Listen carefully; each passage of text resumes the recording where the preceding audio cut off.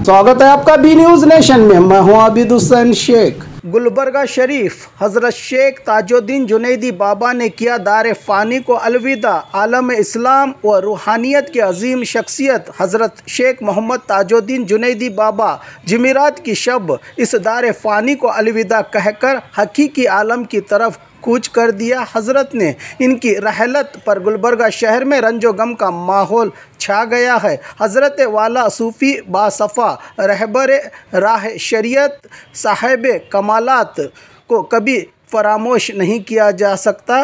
खानवादाए जुनैदिया से वाबस्ता डॉक्टर शेख शाह मोहम्मद अफजलुद्दीन जुनैदी की तल्ला के मुताबिक कल बाद नमाज जुमा नमाज जनाजा व तदफीन के मरासिम बारगाह हज़रत शेख दखन रहमतुल्लाह अलैह में अदा की जाएगी। नमाज जुमा 2:30 पर अदा करके जुलूस जनाजा ठीक 1 बजे देवड़ी सज्जादा नशीन रोज़ा शेख से लेकर कादरी चौक से होते हुए रास्ता अलंद कॉलोनी से होकर दरगाह शरीफ के सदर दरवाज़ा मीनार के रास्ते दरगाह शरीफ पहुँचेगा, जहाँ आखिरी रसूमात के साथ सुपुर्द खाक किया जाएगा कौम और मिल्लत के रहबर ताज बाबा को।